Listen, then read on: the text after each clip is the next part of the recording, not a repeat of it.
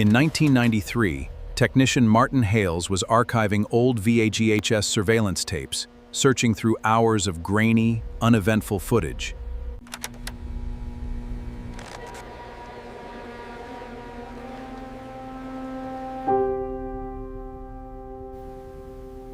It was a forgotten security tape.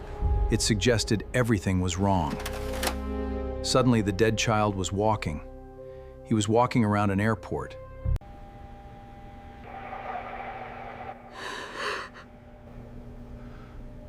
That's my son. But the story became stranger. One figure appeared near the child. I remember a boy matching that description. He did not look frightened. He looked rehearsed. That created a shocking possibility. The investigation accelerated. Then came the first major twist. A key witness admitted she had lied. And if the timeline was wrong, everything was wrong. Inside a forgotten archive, detectives made a discovery. An envelope that contained original search photographs. One image showed a man standing near volunteers. A suspect had been observing the search. The implications were chilling. Who was he? The mystery deepened. And another startling discovery emerged. But the lead never reached investigators. Had Daniel been abducted by a stranger years later? A former detective then confessed. Critical evidence had been mispacked. One number appeared repeatedly. A phone booth near the airport. Calls were made before he vanished. Nobody could explain why. Then a witness remembered a detail. A man in a beige station wagon. Another dead end. Daniel never left. The child in the photo was not him.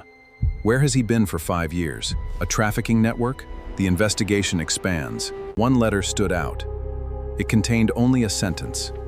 Look at the man with the camera. In several images, a freelance photographer appeared, always present. Suddenly, Leonard became the prime suspect, connecting him to other disappearances. But Voss died in a car crash in 1990. He could not be the man on the footage. Then, a new clue arrived. For the first time, his face was visible. An organization specializing in false records. Suddenly, the entire case looked different. What if Daniel had been deliberately erased? Federal investigators joined. Financial records were subpoenaed. A witness finally came forward. Evelyn remembered hearing a child. I thought maybe it was a relative. Looking back, I wish I'd asked questions.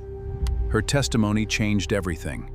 A missing photograph resurfaced. The resemblance to Daniel was extraordinary. Former neighbors called police, but one report did not. A clerk remembered Kessler staying under false names. Pieces were beginning to align. The airport footage exists. Until detectives returned to the VHS tape. They examined the background, a reflection in a terminal window. Her uniform badge. Employee records identified her as Susan Hale. I didn't recognize them. Then investigators shimage. She finally told the truth about that day. He tried to hand me a note. Inside was a single sentence. My name is Daniel. She thought it was a prank and threw it away. Travel records showed Kessler bought ferry tickets under false identities. Kessler resurfaced alone. Kessler had an obsessive desire for control. Airport footage captured the moment Daniel resisted. Within months of this recording, Daniel was murdered. Kessler used his skill. Arrested after a lengthy manhunt, Kessler's story unraveled. The trial lasted 4 months. Courtrooms overflowed. Former investigators testified. So did Susan Hale. Nothing could... For 5 years, we thought he was gone. Then we saw him walking. Cases are solved because somebody notices something. Nothing could return the boy who loved airplanes. In an era before digital databases, justice depended on paper trails, on witnesses willing to speak.